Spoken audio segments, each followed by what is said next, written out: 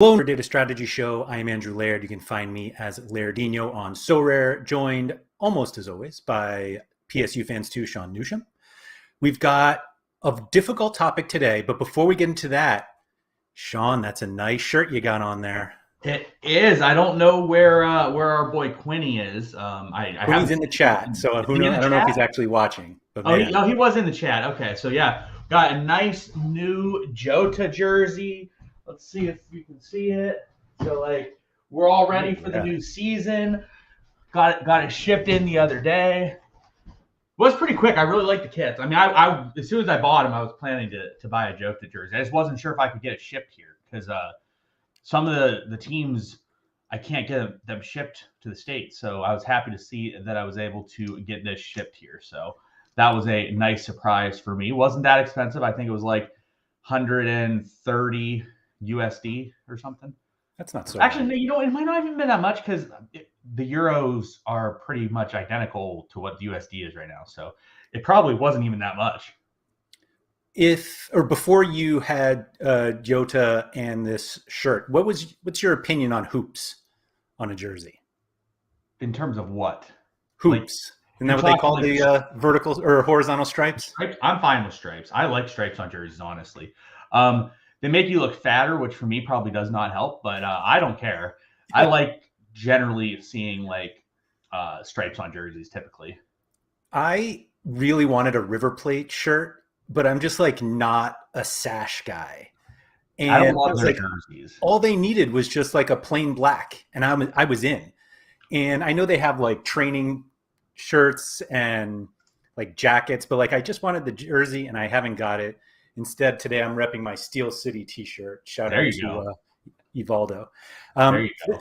Thank you to everyone who has joined us live. Quinny was first in. I still don't know if he's seen this jersey, but we also have Chris Quirk, Mike Baston. It's nice to see some regulars.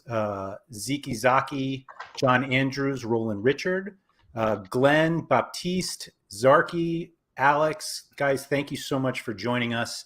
And for anyone who is catching up, thank you for watching the video. If you guys would please hit the like button below. It's very helpful for getting more people to see the videos, and the ability to get these out to more people is just helpful for us. So if you could hit that it's greatly appreciated. If you are listening on Spotify, you can also watch us on Spotify. If we pull something up on the screen, which we tend to do, you can see it right on Spotify. Anyone who's listening just to the audio version, we'll try to describe what we're showing as we go along. So we talked about, or we did a how to build a 5 ETH gallery back in the spring, which we've at the time focused a lot on American Asia cards because those were the ones that were coming up into the season. We were discussing doing a European one, and the timing basically got away from us. And we were talking about how we should have done this show a month ago, but we can't go back and do it. But we also appreciate that there are people who are starting now and could be helped by this. So we thought maybe we'll do another 5 ETH. And then I was kind of I think that's just more than people want to spend at this point. And then we were all right, we'll do 1 ETH. And I was I think we should do 1,000. And every time I lowered the amount, Sean got angrier and angrier. And then when I was we're going to do it in euros, and you were no, not doing it. And I was I think people are going to want euros. It's limited, and people tend to use fiat in limited. And you were I'll do it as long as we just talk in ETH and the equivalent of euros. Yeah. And so I was I'm going to change the screen to show euros. And you were I don't even like that. No. But I am going to do that. So no, I don't even keep up with the ETH price. I don't even know. ETH went back up apparently to 1650 today. So I mean, the market will stay stagnant. So that's fun. But yeah, we also Laird just gave you guys what my issues were with this.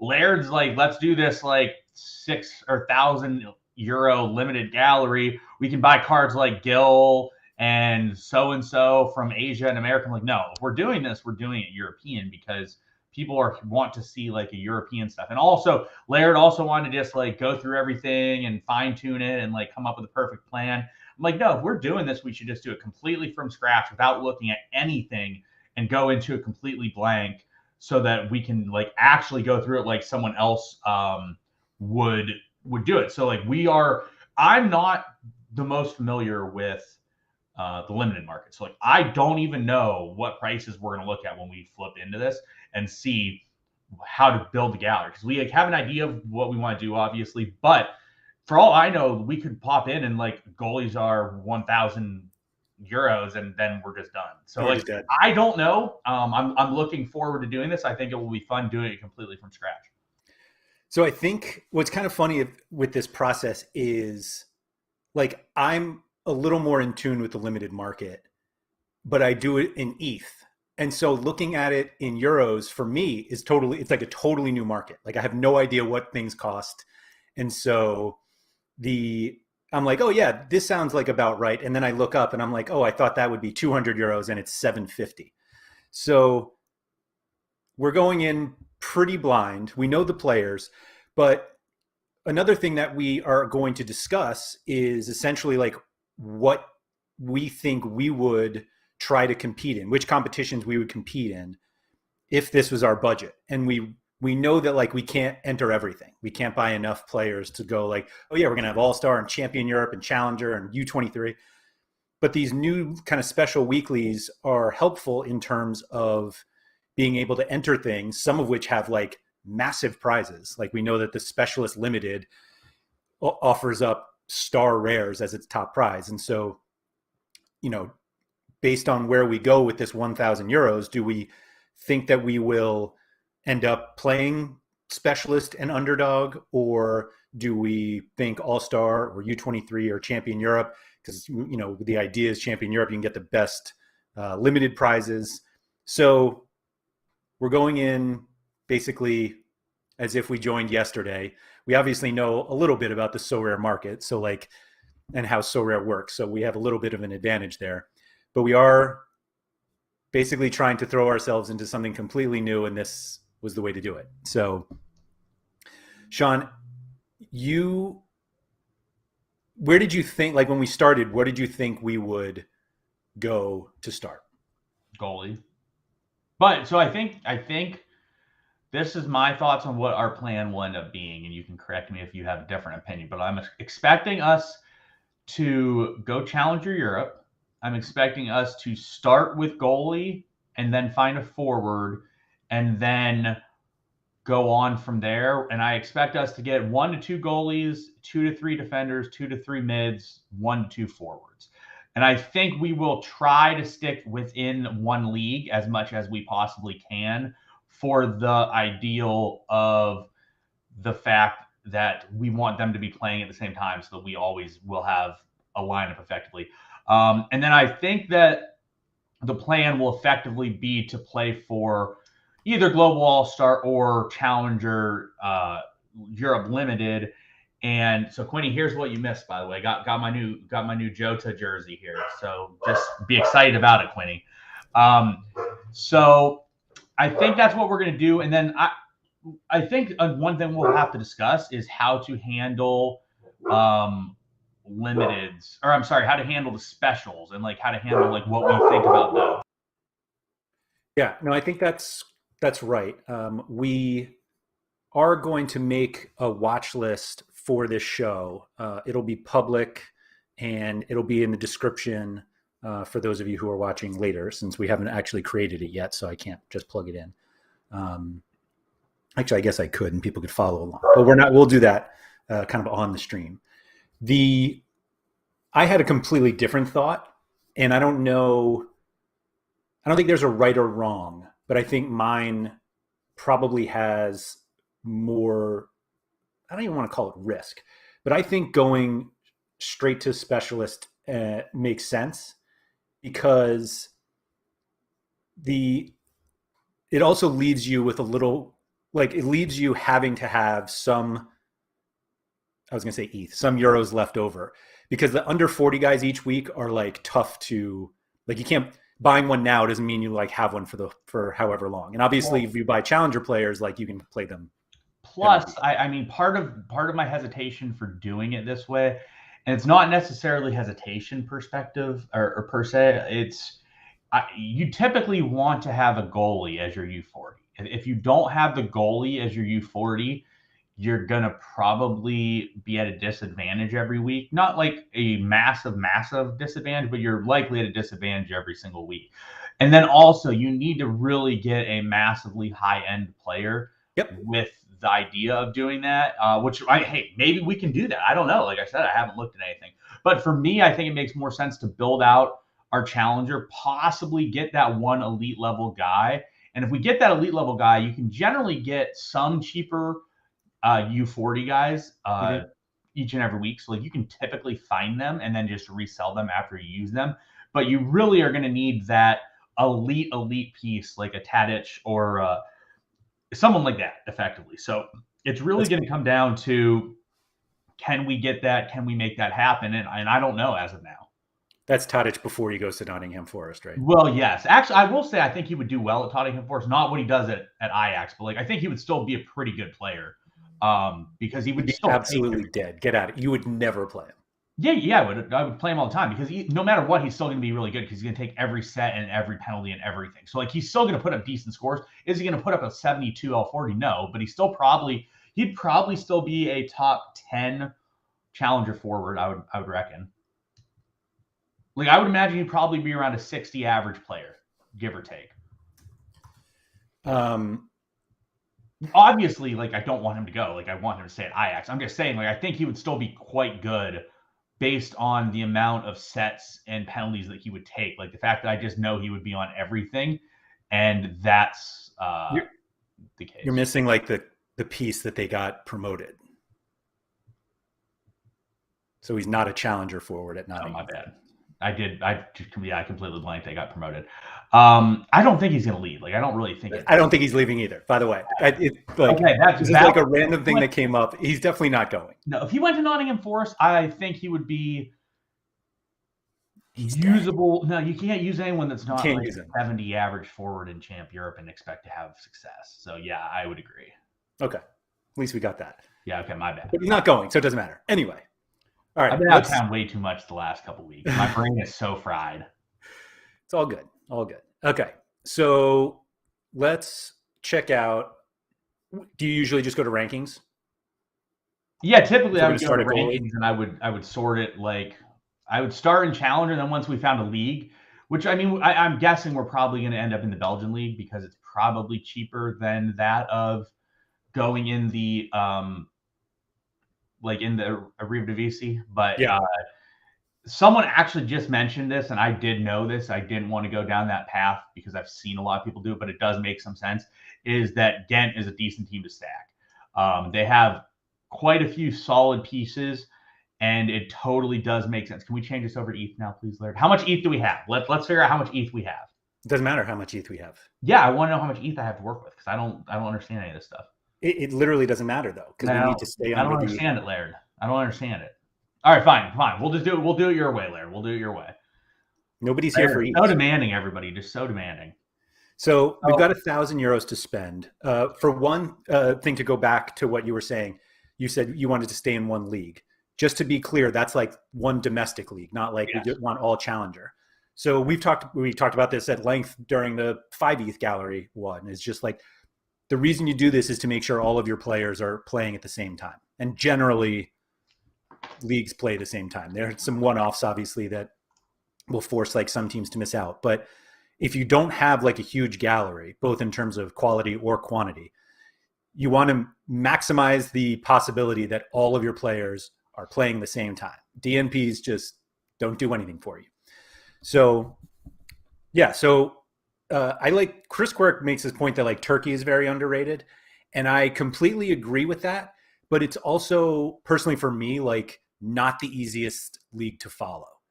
I happen to talk to some people who are well versed in the Super League. So that helps me. But if like jumping into a new league that you may not know it's almost like you should start doing the research to figure out like how viable it is to find out news each week before you buy these players, because like if all of a sudden there's like no news, it's like really difficult to play those. Yeah. So can we get an L40 sort here there, Mr. Laird? Yeah. My brain can't handle it. All right, so looking at like the more top end stuff, and we're talking like strictly top end goaltenders. If I look at like Understall, 0.3, Morris, or not 0.3, sorry. Well, it's 3/10 of what we can spend. Yeah, 300 euros. Anthony Morris is about 300 euros. I will say also with this, I'm not necessarily focusing on getting midweek utility. If we get it, that's awesome, but I'm not really going to be fully focusing on that. All right, let's scroll down a little bit more. I'm also going to add, because it's limited, we are mostly going to just use the floor prices for how much the value. I remember when we did the show back in the spring, we were looking at like rares and super rares. We actually bought 0 limiteds. Yes. And what we did then was kind of like, we saw the floor prices, but if there was like, you know, if it was way out of whack, like we took kind of an average, or like we figured out like what we thought it would go for. The limited market is so liquid that like floor prices generally are the price that you have to pay, at least it, you know, maybe not for the super elite, meaning for the non-super elite guys, maybe those you can get a little bit of a discount, but I'm not going to like shave prices anywhere here because of that. Mike Basson's already pointed out that you've already used goaltender once, as if this people just have to deal with that. So Joe Hart's 350. Butez is 239. He's of interest to me because if he stays, we know he's probably one of the best goalies in the league in terms of talent. So like that's viable. Adon at 254 is interesting. I don't really know if we can. That looks really interesting to me. Yeah, I don't really know if we can fully go to the Portuguese league, but we could even do a sporting stack possibly, depending on prices of people. I'm just trying to think of the forward options, which maybe we would have to find elsewhere outside of sporting, because I don't know exactly who's going to be locked in for them at striker. So, all right. So Livakovic's around 424. Let's keep scrolling here. I don't want to go Safanov. Sakir's a solid option, but he's a bit expensive. We could just buy Diogo Costa and call it a day. Be done with it. Yeah, that's our gallery, and he's there. None of these guys are super appealing to me. We'll keep scrolling here. I have one in mind that I'm thinking about, but I don't know his price. I will say I don't think we go there, but I think you could go with Akinfeev and like cheap your way through Russia. Yes, and I don't disagree with that. I think there's some validity in that approach as well. So the person I had in mind was Mignolet, but he's a little bit more expensive than I was expecting, because I think you could pair him with some decent options for cheap and have a decent Bruges stack as well. Daniel Schmidt is 134. That's interesting to me because that's really cheap for a guy that's locked in. Again, so Van Kronbruge is 239. I really like that. That's a pretty favorable price for Van Kronbruge, who again is locked in. None of these guys are looking super appealing to me. I wouldn't go for Kook. You don't want to pay the U23 tax. Same thing with Vandevort. Yannick Van Oesch, 109. He's dirt cheap. That is for sure. So yeah, like a lot of these guys. Is Brandon Horst starting? Possibly. I'm not as familiar with him. I think somebody said that in chat. I think someone did say that in chat.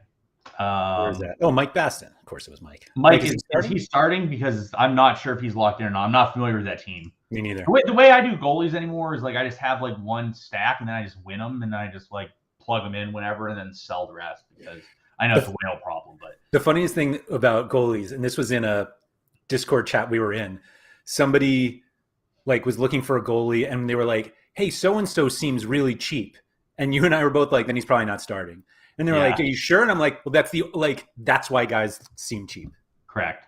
Typically, if a guy seems cheap, they're not starting. So like that's for Brandehorst makes a lot of sense. Yeah. So I think, well, yeah, because it's perfect. So Mike, I love to do this. So like I did it with Gator Guy for this weekend. Gator Guy like hard sold me on a guy on playing Andy Polo this week. He hard sold me. So I told Laird yesterday, I'm like, it's a win-win situation. either he does really well or I get to blame Gator guy. So like in this situation, either Brand Horse starts or I get to blame Mike Baston. So it's a great situation. So I think what I would probably do here, Laird, and you tell me what you're thinking, is I would put on this list, and I'm not going to keep all these at the end. I'm gonna remove some, but I would put Brandehorst, I would put Daniel Schmidt, and I would put Van Krombrugge on the list.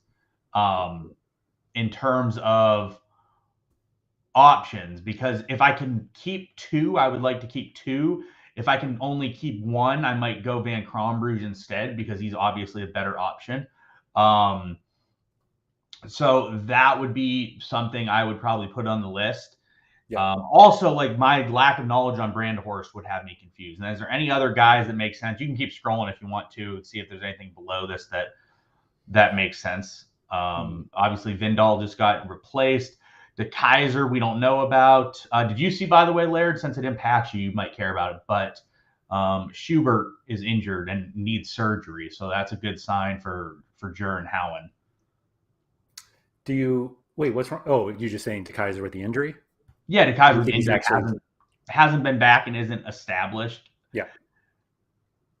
Yeah, so John, the issue with Adon, and Adon could also be on the list. I guess we could add Adon too, but I don't anticipate us going into Portugal because I think it will be better if we stick outside of Portugal. But we can put Adon on the list because that will keep our options open because he's the same. Did we say no to Van Osh?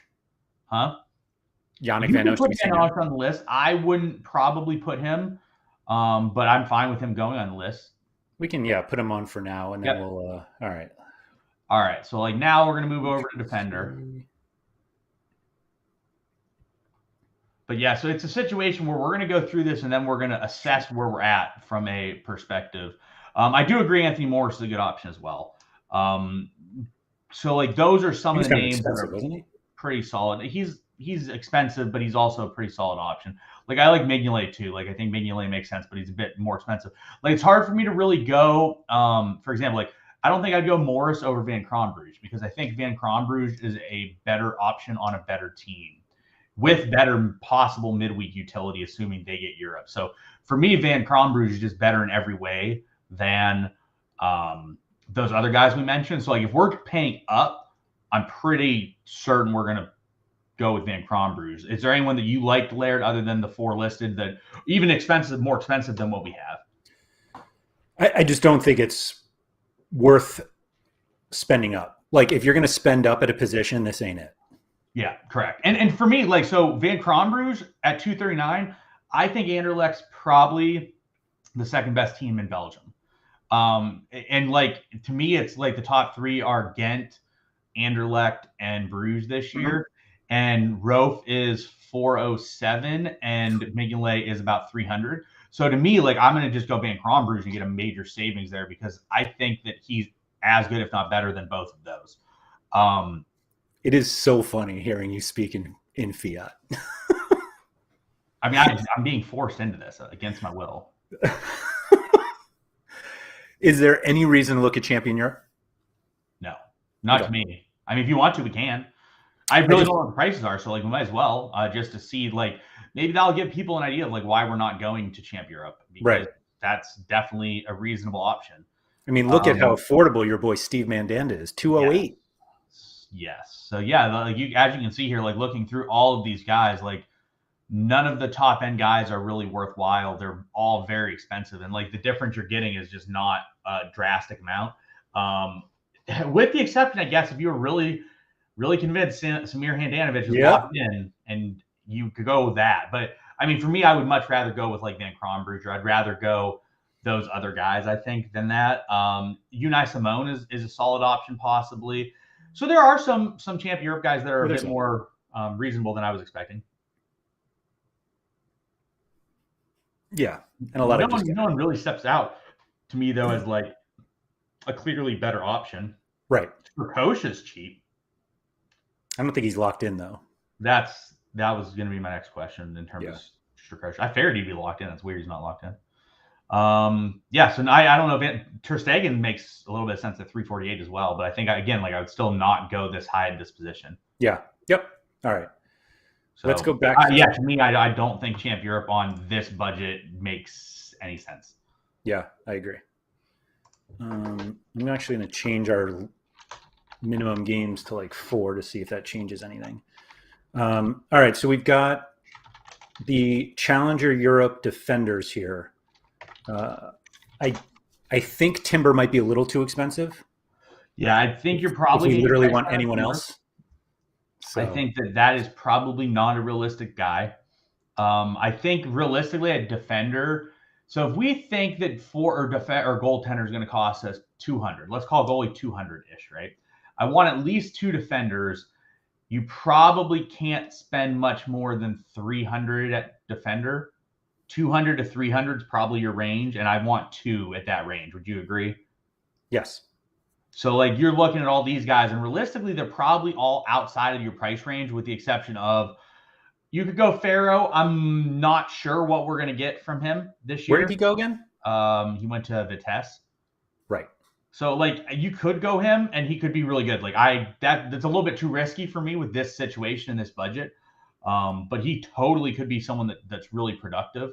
Yeah, I'm going to add him just because when we go back, I think Yeah. we're going to have this whole like, oh, should we have had Pharaoh? For sure. So like scrolling down here a little bit, I think that Coates makes some sense because I think that he is quite good, and we do have the option to pair him with a Don depending on what we're looking at here. I'm not sure I ended up adding a Don. What? I don't think I added a Don to the list. Yeah, we'll have to go back and add a Don at the end. Yeah. But you don't have to now though. Yep. We know that he's doing it. I just saw Serdar Aziz is injured and will be missing a couple months. So he's not really someone I would consider. The rest of these guys I wouldn't really look for. So Jared just said Vitesse might struggle bad. I'm not sure if Vitesse is going to be that bad. They could struggle a bit, but I don't think they're going to be that bad. But you like Melly too much to think they'll be bad. Huh? You like Melly Muhlenstein too much. I mean, I have literally the whole team. Yeah, defensively. That's true. I think defensively they're okay because like I do like Melly. I think Melly's quite good. They get Whittick back, which helps, although they were talking about selling him. The defense to me could be okay. It's just like they got to replace Openda and guys like that, and that might be a bit more of a struggle. Yeah. Like they lost Openda, Bazor, and Doki, but like they replaced Doki and Bazor effectively with Pharaoh and Melly. They just got someone in, a young kid today that could be of the replacement for Openda, but he's young and I'm not sure. I forget his name off the top of my head, but I'm not sure how good he'll be right away. So that's a little bit concerning from that perspective. So let's What are your thoughts instead of pairing Adon and Coates with doing something like Adon and Otamendi, just because it's at least the same league and they're both like elite teams in that league? So I'm not as confident in Otamendi just in general going into the season. Obviously he's a bit older. It's just, he's a bit concerning to me of exactly what to expect from Otamendi. That's just my opinion on that, though. Do you have a different opinion? No, that's fair. I mean, the scores are they speak for themselves, but you're right. He's old and you never know. But if I'm playing Adon, I'm going to pair him with Coates. Yeah. So, all right, let's keep scrolling here. Negadu and Gadgwy is solid. I like him. Your boy, Gernot Trauner, is up there. He's someone that's very solid. I'm not going to touch many of these other guys. Not super interested. Sergio Gomez. He's probably someone we should put on the list because of the pairing with Van Kronbruge. But I will say that will probably get switched out a little bit as we go because I have other people that I'm considering. Gil Herm, that's a great option. Yeah. Great guy. And seeing him at a price like that is very appealing to me because that could be a guy we add as like a cheaper option to add some depth to our gallery. So so people are talking about some of these old guys. Little Lettuce just asked about Pepe, the fact he's 39. For me, I'm just going to avoid guys that are really old that I don't really expect to have much left in the tank, because if you're going with this idea in this gallery and this size, you really can't take risks. And if you can replace them with someone at a similar price at a much younger age, I think it'll just go a lot further for you in the long run. Yep, I'm not going to disagree with that. But any names you're seeing here? I mean, we got to keep scrolling, obviously. I was going to say that I think we're going to say this like all season, but like the Russian guys seem cheap. Like Daviv is pretty cheap at 110, but like, yeah, you just never he's know. still got the U23 tax. Like Senesi, I think Senesi's pretty cheap at 81. That is pretty cheap. That's someone that's pretty cheap. Really cheap, actually. Brandon Mekla at like 113. That's pretty cheap. 119. That's relatively cheap. Your boy Rakitsky down there at $17. That's wild. Are you going to buy a limited of him as well? I should. I have the rare and super rare. You should just get the rainbow. You just got to get the unique then you're all set. Yeah, so Chris is talking about Wesley Ho. We'll go to Wesley Ho because that is definitely who I was planning to bring up in the event we go with Van Kronbruch. So that's someone that definitely is going to be named. Who did you just say? I just added Rakitsky. Oh, yeah, and you got to add Rakitsky. Is your boy Jilaboji gone? Like, what's going on here? I don't know. He was kind of meh at the end of last season. I don't really know if I'd go there based on what I saw at the end of last season. Christian Burgess, that's a pretty solid option, especially he's someone to add. He's a guy that I think makes some sense as well. I mean, if you have Morris, that's an easy combo. If you have Morris, that would be an easy stack in that situation. My boy Robin Proper is dirt cheap. That is dirt. That is like insultingly cheap. He is injured right now, but it's a little bit cheap. Bruno Martin's Indy is very cheap. He's someone to add. So like I'm feeling a bit better about our situation here, Laird. I agree. Defender prices, knowing that I'm pretty confident we could get three to four guys for around $200 or $250. So I'm feeling good. So Wes offering to sell me the Rakitsky unique. Yeah. Oh, yeah. You just gotta get the Rakitsky unique. You just get the full rainbow effect going, Laird. Then you got to win the common though, Laird. Yeah, you got to win it. Well, I don't even know if you can win the common. I'm not sure if you can do that. So Wesley Hote, I would add, because I think he makes sense. He seems really expensive versus what we just added to the list. It does, but again, like if you are doing something like this, I think stacking definitely makes a lot of sense. And then the other person I want to look at is Delcroix from them as well, because I think Delcroix might be a cheaper option. Let's see if there's anyone else that stands out to you at all. Sorry, I was rushing through. No, you're good. You can rush through it. So yeah, we're looking like Leo Duarte. I don't know. Not really interested in any of these guys. Keep strolling, Laird. Keep scrolling. None of these guys make tons of sense to me. And like, yeah, guys, there also could be like, we're scrolling down the list trying to find people and trying to pick people out. There are probably other people. Our boy Melly, we got to add Melly. I mean, just out of respect to Melly. I think he's in a much better spot to be quite a bit better than what he was. And that was the first card I ever purchased on Sorare, Laird. That's fun. Yeah, first ever card purchased by me on Sorare, I believe. So we got to respect him. So is Nikita going to start this year? He has not been playing in the friendlies. I have not seen what the plan is with him, but he has not been playing at all in the friendlies. So I'm expecting they're probably moving him somewhere, or he's injured or something. But I don't know with what the deal is with Machida. When limiteds came out, I got Oki and Machida, and I was so excited. Yeah, I was like, I'm going to win so much U23, and I did not. You did not. The last person I want to look at is Delcroix, because I want to see how much he is. Yeah, I was going to say. I might have to search for him. He's like a 45 L40, I think. Actually, I don't even know what his L40 is. It might be lower. Let me see what it is. So yeah, Delcroix is someone that his L40 is 40, Laird. So Adam. Yeah, so we'll add Delcroix and we'll see how much he is. So he's $69. He's a much better path, in my opinion, to an Anderlecht stack if we want to do something like that. He also has some U23 flexibility, which is also quite nice. All right, so I feel like that's a good list at midfield. Is there anyone else that you're thinking of that we should be adding?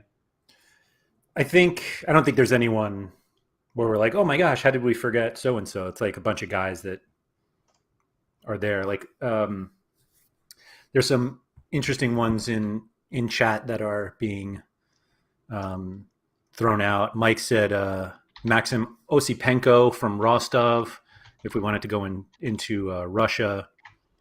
Bullstar saying Wuthrich. I don't know who that is. Wuthrich is solid. I think a lot of these names are like replaceable, if that makes sense. Right. So, like, the issue for Wuthrich and why I would not go with Wuthrich is you're going into Austria and you get that dreaded Austrian winter break. So long.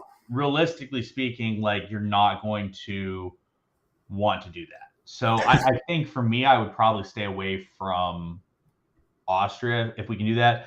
Yeah. So Jared just brings up a good name, and that's Bostonwich from Heerenveen, who missed last year entirely due to, I believe he tore his ACL early in the season.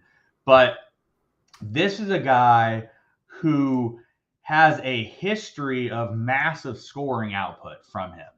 So the issue is like it is a risk because he might not play that much or might not be as effective as he was. But he's someone that's really cheap and you're not going to have to pay much for. So like he's definitely someone that's viable as well. Yeah, 25 euros is pretty cheap. And I do. So Tease just said, I agree. Heerenveen could be pretty decent this upcoming season. Like I think they could definitely take a step upwards compared to other teams in the Eredivisie. Like I think there's a couple teams that will probably be pretty poor, but I think Heerenveen should get a step upward looking at like what they have and who they brought in. All right, moving on to the mid. I definitely am a lot more excited about this, Laird. Did you want to look at champion defenders? You can look at champion defenders. Always good to check. Dude, Juan Cuadrado is just so disrespected. Yeah, Cuadrado's been disrespected. He's like that old guy that's really solid that just no one gives the credit for. And is no different here in limiteds as well. So like that's definitely someone to look at. So like I mean, these guys aren't bad and the options are reasonable. Like Tomori at 159 seems reasonable to me with some of these other options that we're looking at. So I think that that's totally realistic. As you go down the list though, like you're looking at a lot of these guys are like $200 to $300. I don't think you're necessarily going to want to do that. And compared to some of these guys we saw in the challenger scene that are probably better overall plays than what you're going to get out of a lot of these limiteds. Plus, there's quite a few good limiteds like Koulibaly that just don't have cards. But like they're good scorers that are pretty solid people as well. Yeah. It's just, it turns into a bunch of guys pretty quickly. Tease, how do people pronounce your name that is completely wrong? Or do they call you Ties? Ties. Yeah, right. Yeah, I know it's not Ties. So, all right, on to the midfield position. So, you got these high-end guys that we're probably not going to be looking at. Like, realistically speaking, we're not going to look at them. One name that I do think we should look at is Noboa. Yeah, I was going to say Noboa, like, this is like one of the things about SorareData that like you are able to quickly find guys like Noboa who like score-wise just absolutely smashes and is so much cheaper. Yeah, so Noboa is someone that comes in. Chris is just talking about some older guys like Hamsik and Biglia. And Biglia is such a beast. Biglia has smashes, and he's someone that's quite good as well. Treble could be good if he starts and stays. I listened to Techers and Josh Force breakdown, and Techers talked about Treble. He doesn't think that Treble will be locked in there. He thinks that Treble gets replaced by someone potentially. Okay. So I don't know if I touch that. I mean, Hamsik is definitely an option. At $25, like you can't really go wrong with that. There's definitely some risk with it, but like Biglia, like I think Biglia is a perfect person to put on the list. And realistically, I think we're probably looking at you want to spend about $200 to $300 in this position as well. Biglia also coming in with the perfect 59.3 for specialists, so he doesn't waste your 60+ spot. That is actually pretty fantastic from that perspective. My boy Big Bob, love me some Big Bob Scoos. I think that someone else that we'll get to eventually is Brian Hayne. I think Hayne could be in for a really good year. Does Big Bob not seem a little expensive when you look at him compared to guys like Biglia? I mean, obviously he's much younger, but like he's much younger. That's the point. But like, hey, yes, I mean, like you know what? Like Teddy Tuma might be better than. I was gonna say, would you rather Teddy or Big Bob? I don't know. I could be Probably Teddy, but it's probably pretty close. I think USG takes a step back. I know they're not very deep and they might struggle a little bit. You also get with Teddy, you get that awesome Malta exposure. You do. That is true. Honestly, some of those like small teams though, they do have some good exposure. But again, I'm not really going to worry about some of those like additives here. Like, yes, it's a benefit, but it's also not massive to where you would really affect anything. So Pedro Gonzalez was who I was thinking if you were going to go a sporting stack. That's a bit expensive, but I think he could smash this year. Yeah, I love him. I hope he smashes. I'll put it that way.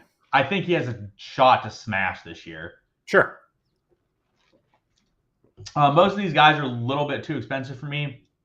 Did something happen to Maxim? I only ask because I have like a ton of price alerts going off on him now. He moves quite a bit. There definitely could be something that that has changed with him. You know who could be good this year?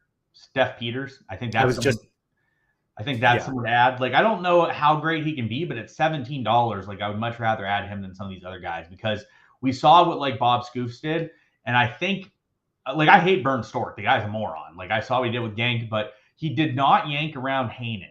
Hayne was very consistent, and he got better as the season went along. I think Steph Peters has a good shot to do that. So I think he's definitely someone to add as well. Also, Laird, so something I'm seeing here too is we might be able to add some cheap guys at some of these positions, and then we might be able to like splurge on someone, which is what I think you wanted to do. I think that's exactly what happens. Like, it's really difficult to seriously compete in Challenger Europe without some of these elite guys, and that's what made me, or really any of them when it comes to limited, and that's what made me think of specialists, because I'm like, you really only need one elite guy, and we are finding all these really cheap players who, you know, will score 55 to 60 points for like 25 euros. So like the possibility that we can spend 500 on one player is there. Granted, that's something we would tell everyone not to do. Like if you're like, you don't want 50% of your gallery to be, you know, taken by one player, but that's all.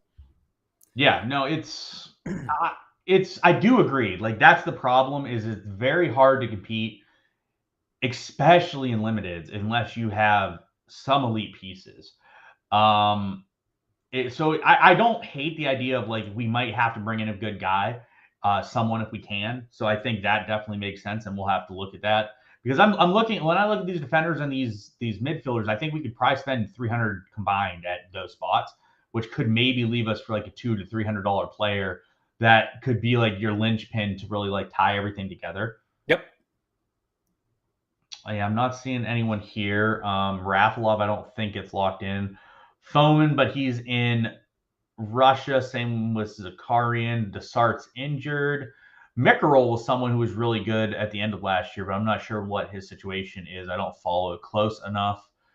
Bakasetas, he used to smash, but Visca's kind of like absorbed some of his stuff. And then there's Brian Hayne. I definitely want to add Brian Hayne. I really like Brian Hayne. I think he could have a really strong year for Genk this year. I think that he definitely is locked in whenever they play as well. So he's someone that I think we add. Didn't Bakasetas transfer, or am I mixing him up with someone else? No, he's still there, I think. Yeah, he's still at Trabzonspor. He was okay. He actually, like, so his L5 looks great because of what he was doing with Greece. He was smashing with Greece in the Nations League. Yeah, I thought, didn't somebody go to Sporting? Or was he supposed to go to Sporting and then didn't?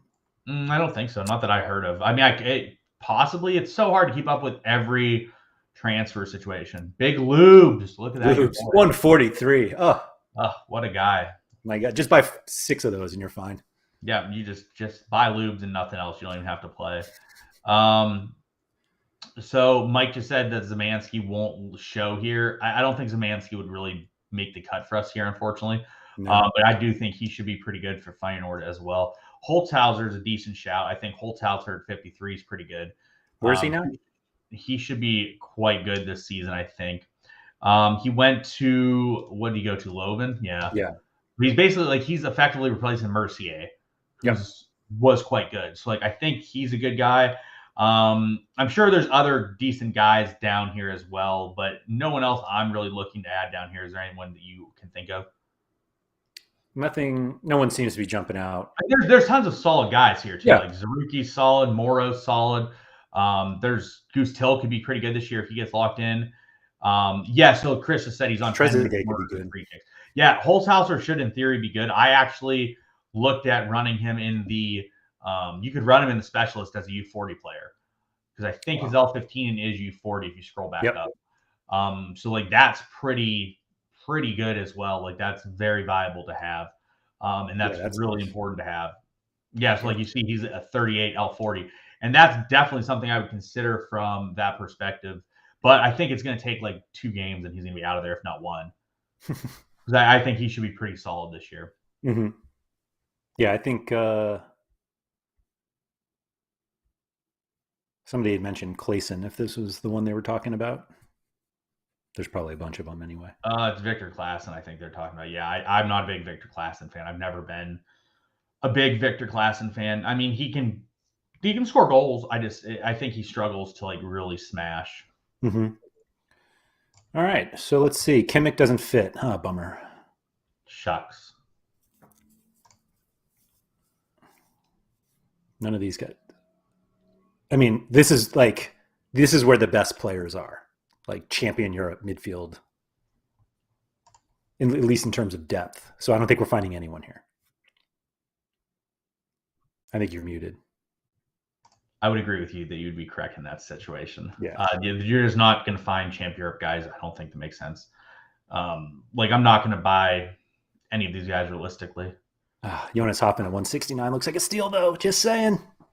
There's people like, to be fair, the champ prices aren't bad on some of these guys. They're just a little bit too much for what you're trying to do with this gallery.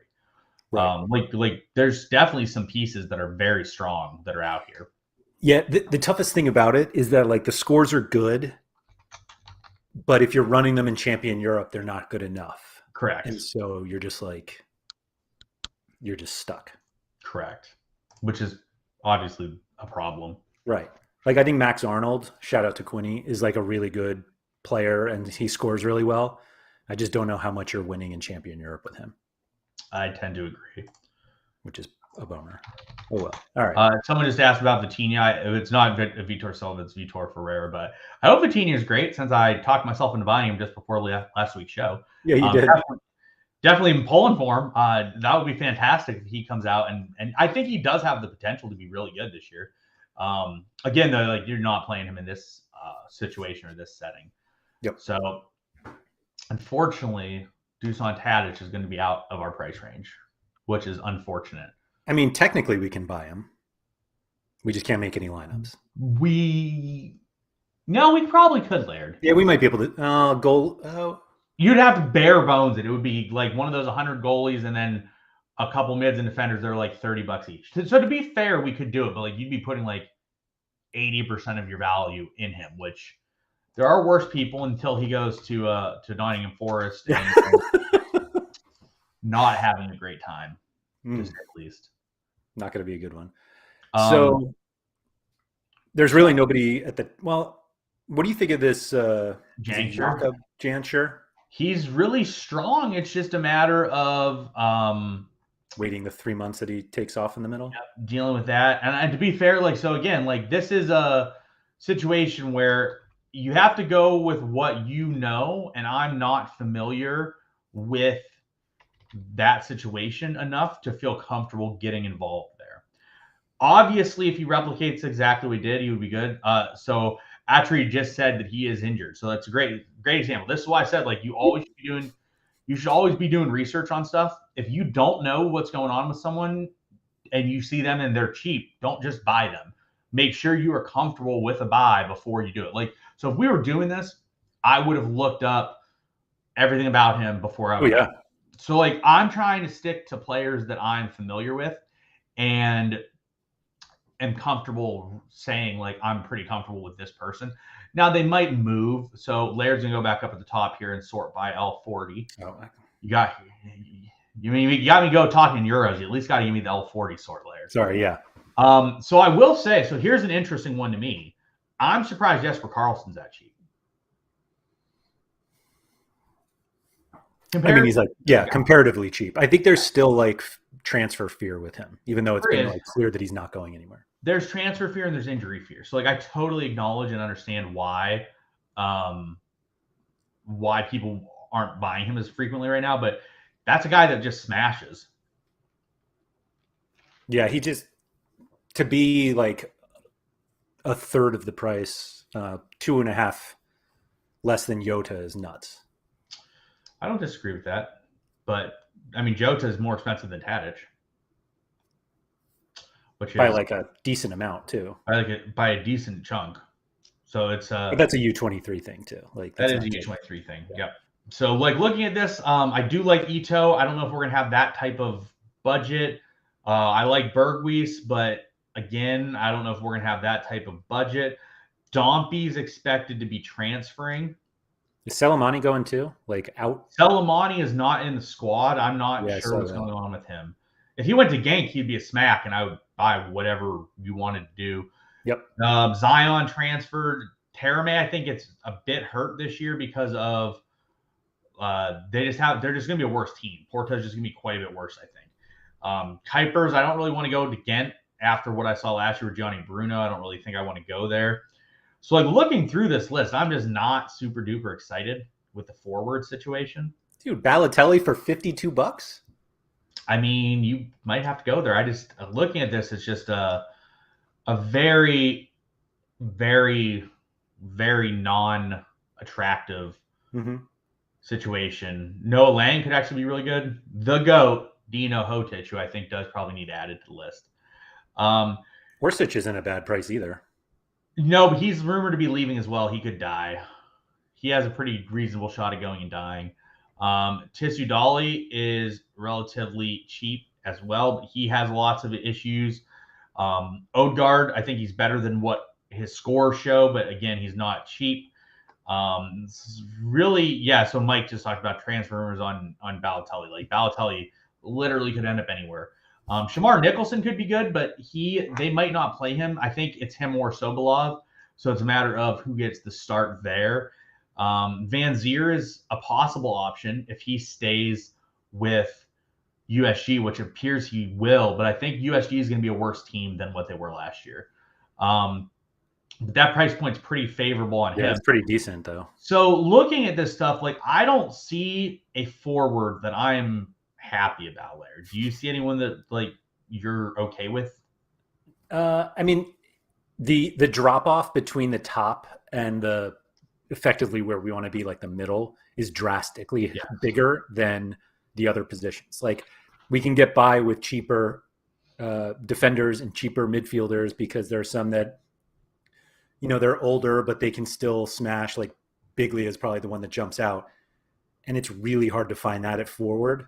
And so I think we have to like spend up here, which is not that fun. No, but even like if we're spending up, like where are we going to go? Because it seemed like it was a bit too expensive to even spend up. Being honest, here's another one that I don't really understand. I don't understand why Evan Nilsson is cheaper than Terame. Why he is cheaper? Yeah. I agree with you. He's a much better prospect. Obviously, he could go somewhere big. Like I heard he was rumored to Man U, I think. But like he's 20% cheaper than Terame and plays every game and is a much better prospect long term as well. Throw him on the list just to see. But I do think Porto is gonna take a step back. I don't think Porto is gonna be as good. Maleka could be really good, but you're paying U23 tax on Maleka. You could look at Smail Prevlak, but I mean, you could look at him and he's 4-2. That's probably a good depth option, especially if we do like the price of Steph Peters. I was going to say, if you play both of them, yeah. He's some guy. He's a guy that can score. Like, are you smashing your brains out with him? No, but he's a guy that's at least pretty solid. And they don't have another option, so they're going to have to be playing him. Like, there's no real other options. On a Watchu, don't work. Pavlidis could be okay. 166 is probably a bit cheap. So now I guess another question. We can keep going down this list. Maybe we'll see someone we like because I don't really love our options here at all. Tony Watt Is there anyone else we could add other than Tony Watt? I actually don't even think it's a bad ad. I'm not. No, we're absolutely adding Tony. We're definitely adding Tony Watt. Content, guys. It's all about the content. Now he might not be able to score on me, but hey, he might be able to score in the Scottish League, right? So, I offered Dazzer. Dazzer has the Tony Watt limited jersey mint, and I offered him twice the going price for a limited, and he rejected me. Nice. I actually, so true story, in my attempt to, I want some more jerseys to represent on the shows. I tried to buy a Tony Watt jersey, but they did not ship to the States. I actually need to message Tony. Tony, if you're listening, I want to buy one of your jerseys, but I need to figure out a way to mail it to me. So if you're listening, let me know. Otherwise, I'll DM you if I don't hear from you in a couple weeks. There you go. I'll know you didn't listen to the show in that situation, but you have preseason to worry about. I mean, that's understandable. Is Benson starting for, what is he, Antwerp? Is that where he is? I'm not familiar with Benson enough. Is it Antwerp? I'm not familiar enough with him to have a comment. Had some good AA some of those games as well, but it looked like scoring and getting decisives is not going to be a super strong point from him. Is he 34 all around in this game? Can that be right? I don't know what you do as a forward to get. All right, let's keep scrolling here. Let's keep scrolling. I don't think Tajon's locked in. Balak is someone that could be pretty good this year. That could be a good option because I think he could be decent, and he has U23 long-term flexibility. So that could be a guy where you buy him and then plan to play him later, or if you ever move to U23, he could give you pass that way as well. Yeah. You know who else I think could have a good year, and I don't think we will get to him. You'll have to search, is Habib Gay for Kortrijk. He's been really good in the preseason, and I think he's going to be a locked-in starter. I wish a name I just saw, Diego Rossi. I wish we could get Diego Rossi, but he's been rumored to be going to South America. With this budget, is spending 38 euros on your boy Teo Bongonda worth it? No, probably not. He just has it. Maybe it might. I mean, obviously, the downside rumors are literally as bad as it gets. Yes, but still, just rumors at this. He's priced as if that move happened. I would agree. I wouldn't say that it happened, but he's priced closer to it happening than it not happening. If he goes to Rangers, it's probably 150 card, I would imagine. He was priced back in July 10th. Yeah, he was priced like it happened, which was when it came out that it was happening, where he was going to El Ain. So Bullstart has brought up Furuhashi. So my issue with Furuhashi is he doesn't spike enough, and if you're paying the price that it is for Furuhashi, you really can't afford a guy that really just doesn't bag hundreds ever. He's going to score goals, and that's not an argument. But you look and he was cracking. He was tapping out at 80s. Yeah. And I do think he'll have rotational issues as well with Celtic. So he's someone that I'm a little bit more concerned about. I probably just wouldn't go there for those reasons. I think Noni Madueke could have a good year, but that's a whole nother story. I don't think that's where you spend 20% of your budget. Yeah, I wouldn't do that. I'm going to check Habib Gay because I think that he is going to be cheap. Haji Wright, 73. Yeah, so Habib Gay is around $40 or 40 euros. So that's someone that I think we could definitely look at as well. To give us some flexibility. Unique? Huh? Do you have his unique? I have his unique and super rare. But I think he could be pretty decent. He's been scoring really well. He showed last year that he could score goals. It was just a matter of then he got injured. And even the year before, he scored goals. And if Selemani's off, he'll probably be locked into penalties. He's not special. You're not going to be bagging a massive amount of goals, and you're not going to be bagging 100-point games. But he's a guy that can get you decisive 50% of the time, maybe bag 15 goals over the course of the year, which at that price point I think is reasonable. I'm not saying we'll go there. So a treat has brought up Rabbi Matondo. I think Rabbi Matondo's price has gone through the roof though, to where I wouldn't really consider Matondo at all. Yeah, Matondo's over 0.1 ETH now. So I just wouldn't be going Rabbi Matondo because at 145 we can just get other more certain players. But he could be really good this year for Rangers for sure. You're also paying for U23 when we're not really competing there. Correct. So there's issues with that. So I think that's a decent list at forward. I don't think there's anyone here. And then we can come back because we might want to splurge a little bit, I guess, at forward as well. But again, it's difficult because you told me, Laird, I can't buy like Juni Ito at 400 euros. So makes it tricky. I think that's a poor decision. Yeah. I don't think we're getting a lot of the champion. I think forward is the position we could look at the champion guys, is my opinion. De La Feu is always cheap. He is, but I don't know where exactly he's going to end up. Napoli seems like the spot. But so like far. you have like Muniain is a option. At least Scosmo is just raving about Alison Plie. Scosmo, this is not a pump your own bag show, unfortunately. But yes, we'll take a look at Alison Plie. That is reasonable. That's pretty reasonable. I will give you that. We will mark down Plie because that is definitely a reasonable point, and he does actually spike too. So yes, Scosmo, just the person that we expect to give us the reasonable takes. That's definitely what I expect when I think of the name Scosmo. But yeah, we're gonna put him on the list. I think that makes sense. Moussa Dembele probably deserves to be on the list as well. He scored a lot of goals last year. I do think looking at this list that we definitely have the ability to add some champ EU forwards. The issue is if everyone else is challenger and then running a champ EU forward, it's going to be a bit tricky. Now, I will say, Laird, so here's my comment that I have. Going into this, I did not think this was possible, but I think we are going to be able to make a challenger and global team. Okay. I didn't think that was going to be the case. We'll get to that later. Well, yeah, I'll ask that my follow up to that later.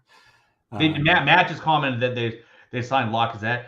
If Dembele scores like he did last year, it's not going to matter. Dembele is going to play, but I yes, it's a risk, and I probably would not go with Dembele for that reason. But I did want to at least add him just for the point. Tug throughout Mark Uth, who we'll get to. I don't think I passed him yet.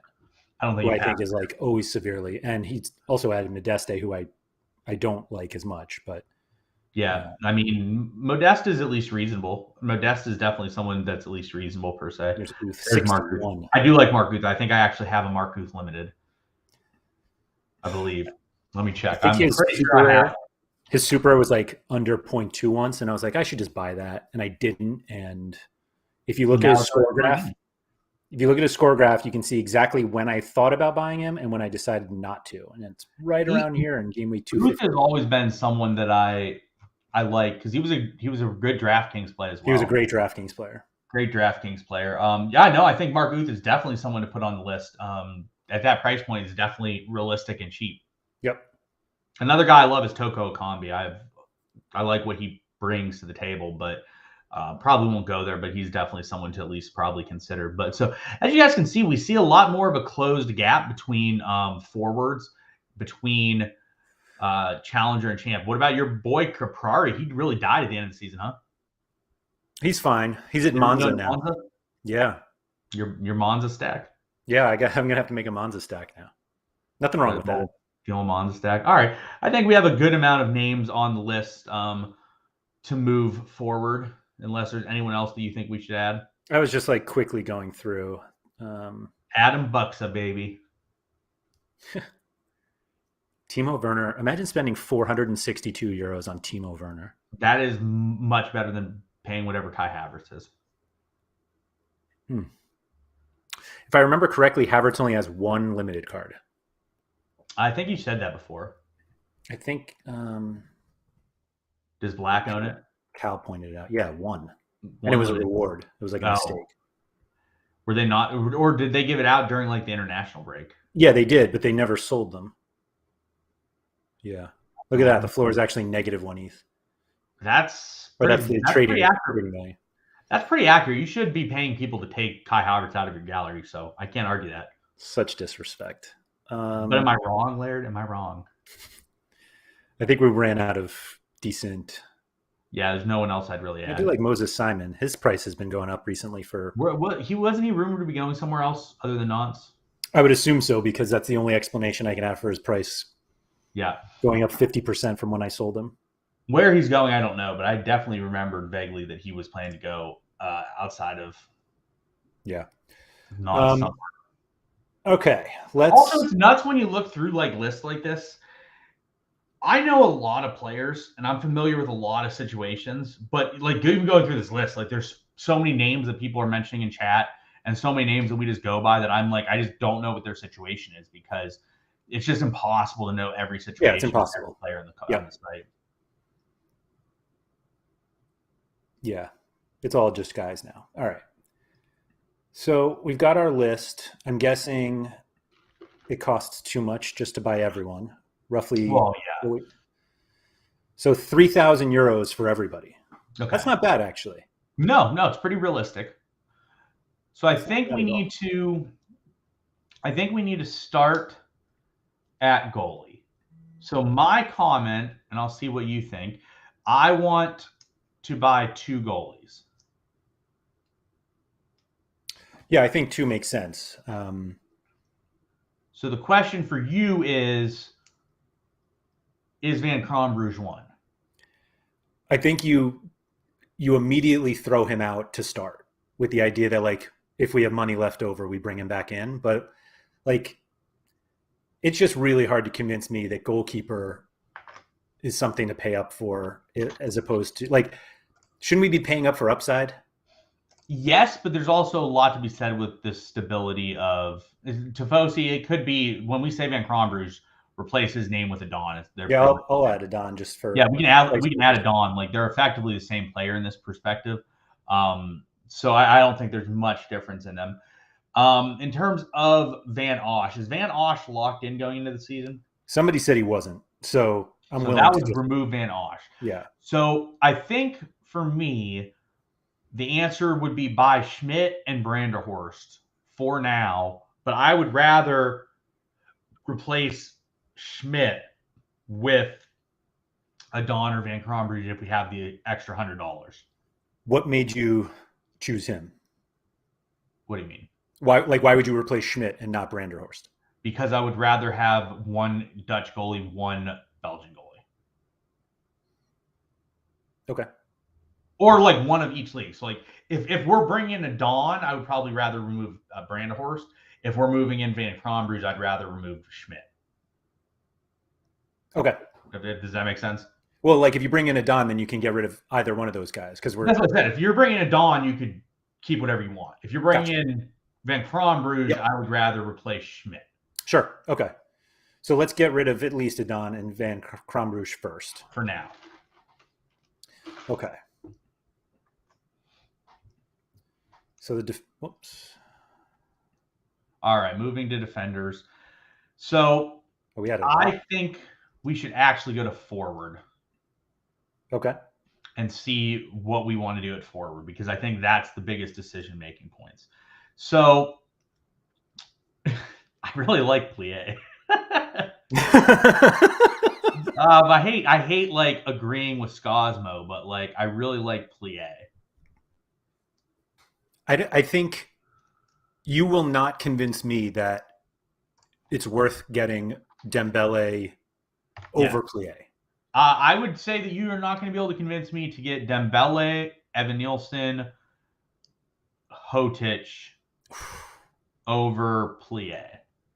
Or a Toko Combi. I think I was going to say, I don't really like I missed out on Dembele and Toko Combi last year. Like every time they scored, it felt like every Discord I was in had like 8 people who were like, yes, Toko Combi goal. And I'm like, why does everybody have this guy? Yeah. But then it felt like it was every week. And I was like, oh, okay. I mean, I had Toko Combi super rare, but like it just, I kept hitting. I just didn't have him in the right lineups ever because Champ Europe is very frustrating. Right. You know? So I think that I really would like Van Zier because I don't think Van Zier is moving. Okay.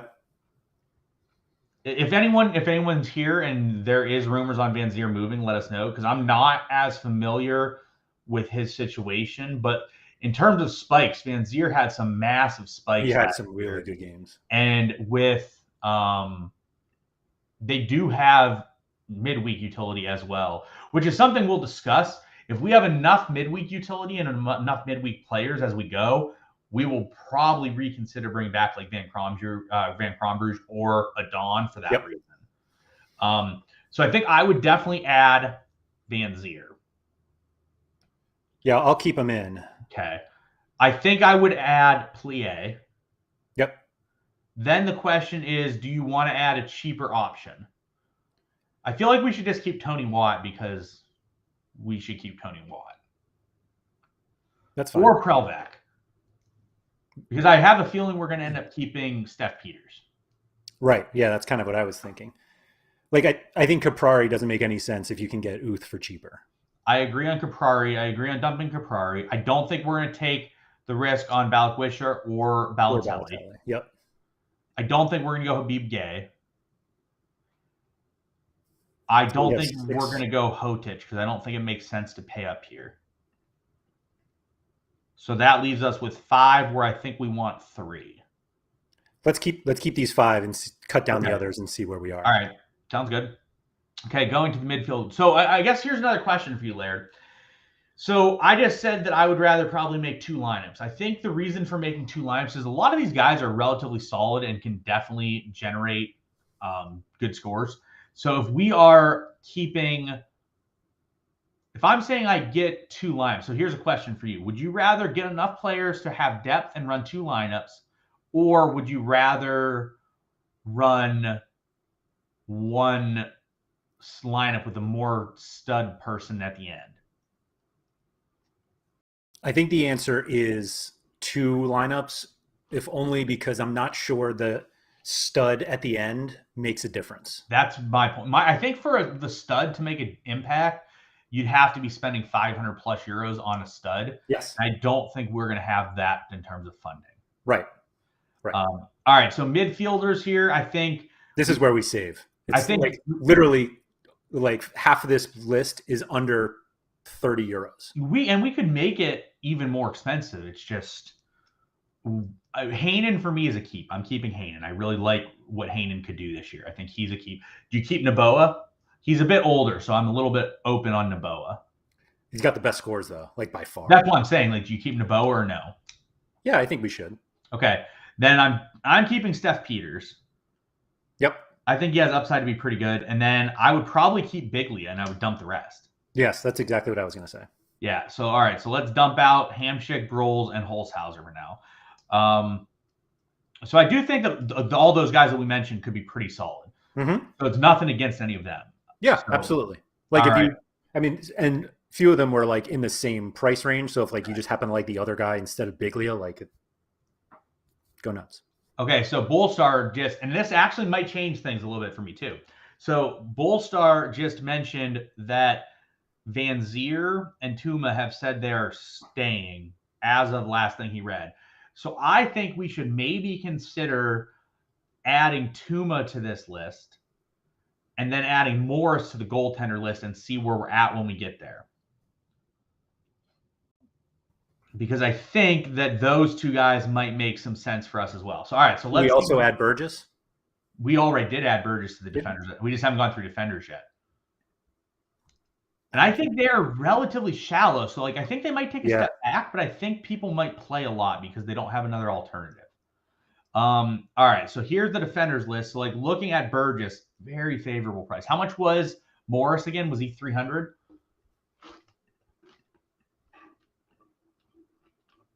Yeah, 280. So that maybe instead of Adon and Van Krombrug, we look at Morris. Like that could make sense as well. Yep. So, we throw out Gomez and Hote, right? So we definitely throw out Gomez and Hote because I would just go Delcroix if we went that path. Right. I would throw out Mekla. I just don't think we need to pay that price for Mekla. And we don't get Coates if we're going with Morris. Correct. If we're going with Morris, we're not going to get Coates, so I'd probably throw out Coates. That leaves, I would probably take Delcroix, but I like Delcroix and think he could be pretty good. I think we definitely keep Guilherme, even though he's Russian in the Russian league. But I think we probably want to. No, he's Turkey. Turkey. Yeah, he's in Turkey. Sorry, yeah, he's in Turkey. My bad. The goalie is in Russia. Yeah. My bad. So, all right. So, like this list, I think we get rid of Pharaoh because I just don't think we take the risk on Pharaoh. But what do you think? Maybe I'm wrong on that. I don't think it's as risky, but like I just don't think it fits. Yeah, like, it's kind of like that. Okay, so I think we dump Pharaoh. I think we dump Rakitsky. I don't think we're going to keep Rakitsky. I'd rather spend $17 on Tony Watt. Me too. See, Tony, we value you. Probably. Well, I guess I'm open to realistically the rest of these guys. Yeah, we just don't need them all. Correct. So I think we should go back to forward now, see what we're at from a price point standard, and decide what we want to do at forward. Let's see where we are in total. That's a good call. 1490. So we got to find 496 euros in savings. Yes, but one of the goalies is definitely coming off the list. Oh, that's true. Yep. One goalie is definitely coming off the list, for sure. And we did add like a lot of mids. So like some mids have to come off the list. We're definitely going to be cutting some people. So I guess Morris was 280, not 231. Yeah, 280. Why is his valuation so much different? Probably just hasn't sold.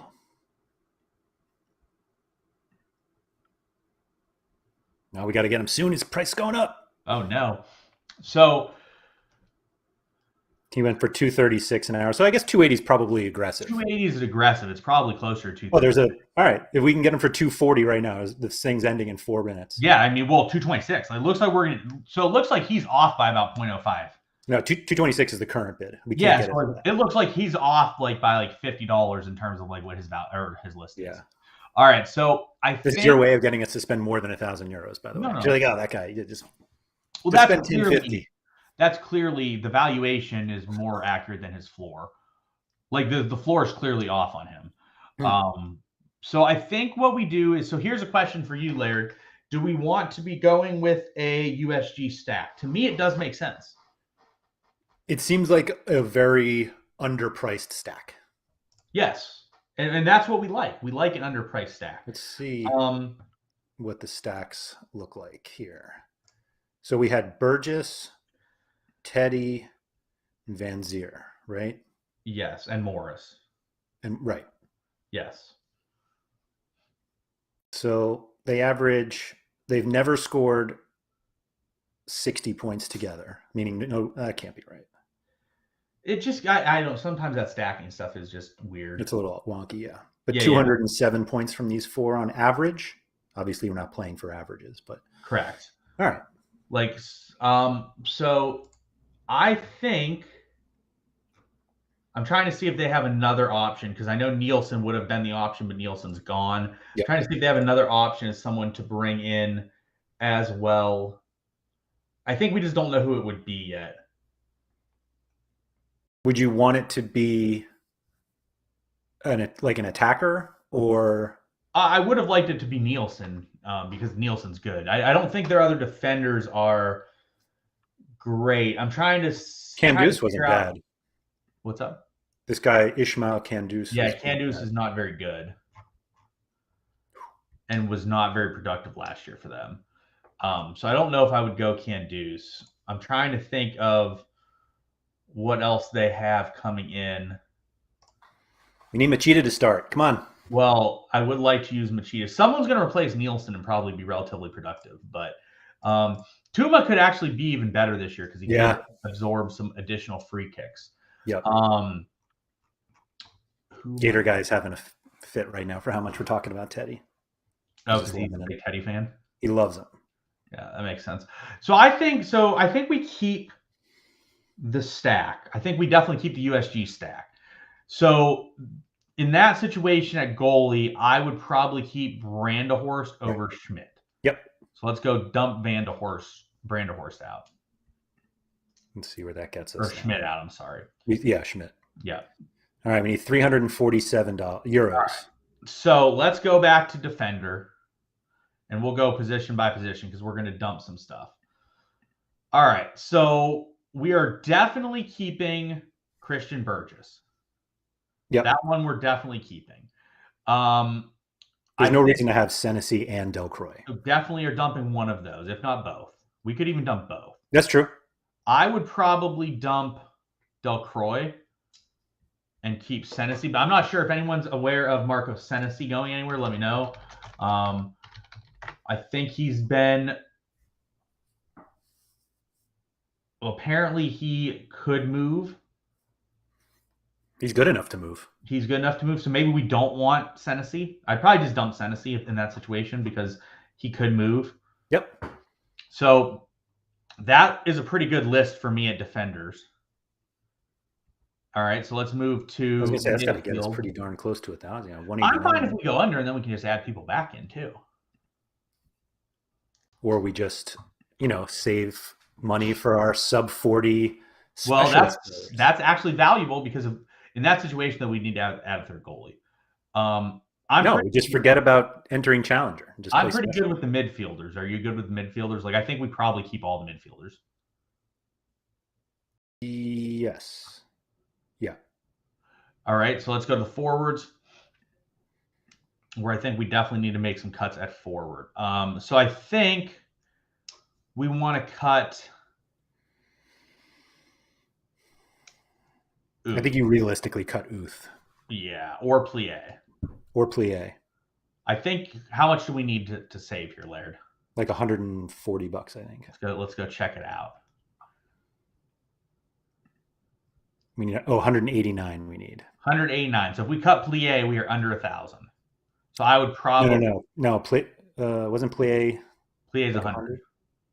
Yeah, you said we were at 1,089, right? No, sorry, 1,189. Oh, 1,189. We have 189 to cut. I would probably cut Plie. Oh, Plie. Scosmo said he has a possible transfer. Well, Scosmo, why are you giving us Plie then? We are using you as like the Plie homer here. Scosmo, always just degenning it up. Just never. So it is worth pointing out that if we and it doesn't really make sense to do this, but if we cut Morris for Brandon or for Schmidt, like, we're there. Yes. So there's that. Yes, but I think that this plan with USG and the midweeks and all that stuff, I think it makes sense. I agree with you. All right, so 85 euros left. Can we get a check on what the Morris went for? Because if his auction went for 236, we cannot be. I mean, come on, Laird, you got to give me a bone here. 225 you went for. The auction, like, there. So can we say that Morris is 230?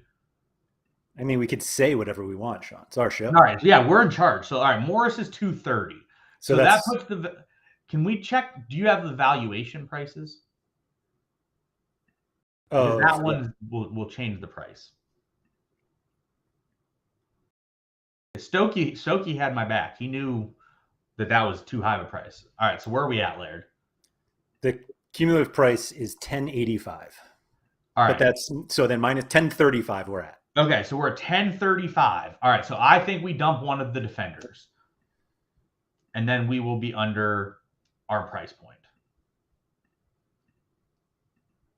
So looking at one of these defenders, I think we could dump realistically any of these guys between Melly, Bruno Martins Indy, and Proper.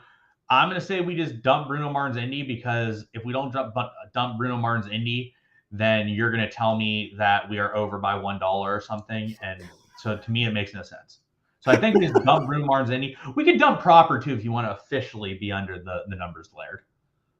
Well, Proper's less. He's like half of Martins Indy. Oh, yeah. So, yeah, I would dump Bruno Martins Indy then. All right. So we have that gets us like comfortably under. Oops. Yeah, when we factor in Morris. So we're 1038, and we were supposed to take 30 off of Morris. So we're at 1008. No, we're supposed to take 50 off of Morris. Oh, 50? 50. Oh, okay. Yeah. Then yes, we're under here. Yeah, so we're under. So the other alternative here, so like here's the other two options we have. So the other two options are we could cut a few more people and upgrade someone into like a $200 to $300 mid, or we can cut some people and keep some flexibility going with like bringing in people for specialists and stuff. So like to me, so here's the discussion on the specialist stuff, and I didn't think we'd have to have it, but the specialist is the best game mode for people playing limiteds. It's the only way you can win rares realistically, and you do have a good shot. And like this lineup, like if you put in a lineup that has like a goalie, U40 defender, U40 mid, one of your forwards, and like Naboa or something, like that lineup can win cards in limited.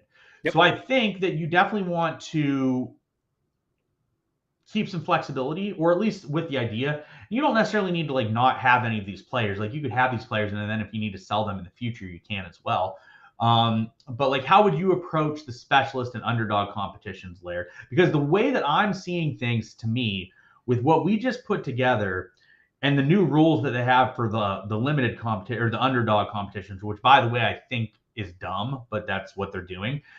You make 3 lineups. You make a global all-star, you make a challenger, and you make a underdog lineup. Like you can run an underdog lineup with like Prelvec and Steph Peters and stuff. So like you have the potential to run like a reasonable option lineup in the underdog as well. So like I think this gets you 3 competitive lineups that can get cards. Now the question is, can you win big cards with this? Not frequently. I think in order to win big cards, you're going to need to bring in some heavy hitters. But if you're winning, let's say $50 to $100 worth of cards a week, which I think is realistic, like you definitely could win a couple cards a week, and they could be like tier 2s and stuff. Like you could totally win like a Smale Prelvec card on a week, which is worth like $42. So if you win like $100 a week, you can buy a high-end card like in a month. Like after a month, you are like, all right, I have like $400, and you can bring in like a Junya Ito at forward, which can be really huge for you. So like to me, this seems like a pretty good path with €1,000 budget to get some decent type of return. You also have depth. You have depth provided to get you through some injury issues. Like if someone goes down, you do have someone already in that is there to cover. It lets you play some matchups because you typically have 3 or 4 guys at each position that you can pick and choose from. So I like what we did here. I think it makes sense in terms of what Laird and I are thinking here. Just looking at this, and obviously the rules for specialist are 40 and below, but underdog's been 50. Like we have a full underdog team here. Correct. Like you can play Branderhorst, Muhlenstein, Peters, Watt, or Van Zier, and one of the others. Like, yeah, it's ready for you. I actually think you'd be better off doing all-star and underdog. But I just think that the weeklies are better than like. But you can do all 3, Laird. We have enough players to do all 3. Because the underdog now is a 0. You can play a 0 spot. So the 0 goalie. You 0 goalie and you run 3 lineups. Like this. Are we sure that's staying forever? I don't know. I think, personal opinion, I think it's dumb, and I don't like it because it even further makes goalies like supers. It realistically like kills super rare goalies. Like super rare goalies are already terrible enough, and then you're basically saying like you don't have to play a super rare goalie. You have to play them, yeah. So I find that to be frustrating. I don't know if it's going to stay. It might though, and if it does, you have 3 lineups here. If it doesn't, you have depth for 2. And like Laird said, like I would definitely consider running underdog. I would probably run underdog over Challenger Europe, for example. That's what I was trying to say. Yeah. So like if it goes to that point, I would run that instead of Specialist Europe. And then what I would do is I would wait and see, like certain weeks you might want to play the specials. For example, let's say Van Zier comes in and has a 30 next game and it lowers his L15 to under 40. I would totally look at running a specialist lineup the following week where you go out and buy a like U40 goalie, preferably if they have one, because if you get a U40 goalie that's like a starter, that could give you a third line going forward, which could be really helpful. But if not, like buy a cheap defender. You can always find them for like 0.01 ETH to like $15, $20. I was gonna say, you mean like $15? Yeah, 15, 20 euros, Laird. 15 to 20 euros. and then you can have a reasonably competitive specialist lineup as well. So I think you definitely have to keep your flexibility with what this gallery is. But I think with how we just have prepared it, we've given quite a bit of flexibility to do that. Yeah. One thing I wanted to point out, which you're not going to be so happy about, is I believe the numbers I was quoting for the price of our gallery was based on the valuations, not the floors. So we need to cut another one. I'm willing to not do it. No, we got it. We got to do it. But we're at 1038. Like I was looking, yeah, like it clearly says valuation, not floor, and so we actually were getting the cheaper Morris at 231. Okay, so then no, we need to do it, Laird. So we need to cut one more person. So I think that person should be probably one of the defenders. It's got to be. How much did I say that was? You said I think we need to get rid of like $38. 38 euros. We need to get rid of. I think one of the defenders is like 38 euros. So it's anyone on this list right here. Proper, Muhlenstein. No, it's got to be above. Excuse me. Yeah, but we can just call it proper because like the valuation on Morris we just saw is 1025 or 225, not 236 or whatever. So we can be off by like $2. Let's see what we look at that. 1,000 euros even. I mean, did we do it right or did we do it right, Laird? Here we go, everyone. So I think this is a pretty good exercise. I think this was a good exercise to run through and see what you can sort of get on €1,000 budget. Obviously, like people were talking about with goalies and different players, like is Anthony Morris any better than Van Crombrugge or Don? No. Like if you want Van Crombrugge or Don, go get Van Crombrugge or Don. Like they're very similar. Same thing. Like you can replace and add in different names and stuff throughout this. Like you don't need to just stick to the names that we said. But I think this is better. And this goes to the point I think too we are trying to make. I think that it is better and makes more logical sense for people to get more of a everyone be sort of like in the middle, be like mediocre / depth. And then from there, you can build out your more elite level pieces. Because if you buy out elite level pieces and then someone gets injured, then you have to deposit more. And the idea behind this is that you don't want to deposit more. This is like what your budget is. So I think by us doing it like this, you'll keep yourself comfortably within that budget, have the ability to play 2 or 3 teams a week, which is great. Like I do think they're competitive enough to get you cards. I don't think you're going to be like winning Global All-Star week in, week out. Like it. Then again, though, you do have a pretty much a stack here with USG. If USG go out and win 5-0 in a week and everyone smashes, hey, all of a sudden you're up near the top of the leaderboard. So I think you build out like this. After you build out like this, you probably will be getting a card a week or give or take. I would say with this gallery, you probably get a card a week. Would you agree? I think that's aggressive, to be honest. We're okay, only 2 lineups, but I think you're certainly in the running for a lineup every week. Yeah, you definitely have a shot to get a card. With every lineup you're putting out there will at least have a shot to get a card. Yeah. I mean, you're going to have this week where USG are home against, Eupen or Sorare. Yeah. And it's like, that's perfect. Perfect. So Mike asked which one of us is buying this squad. I would totally buy this squad and run it, except for it would be worse than what I am running otherwise. If we could multi-account, I would open an account today. Yeah. So what Laird and I would really like to do, Mike, and we wanted to do this for like the 5 ETH gallery we built too. I wish we had the ability to create like the SorareData league or SorareData strategy show gallery account and was able to run this, because I would totally do that if we could do that. Laird and I already talked about it before. If we had the ability to do it, we would both be happy putting in a little bit of money to do it, and it would be fun. But like in terms of like actually doing it and replacing better lineups with worse lineups, that I'm not going to do that one. I'm more open to doing it for limiteds, I guess, though, than other. Like I'm never going to replace my other lineups with worse lineups, but like limiteds, I would consider. Frankly, some of these lineups are probably better than what I'm putting out these days. But anyway, thank you to everybody who has joined us live. Always appreciate you guys and your comments during the show. Anybody who is watching the replay, thank you for doing that. We went a little long today, but to be able to land on exactly €1,000. Everybody who made it to the end just saw such a great finish there. So thank you to everybody who's done that. If you're listening to the audio version, if you guys could please rate and review. Everybody watching the video, if you could hit the like button, that is always very helpful.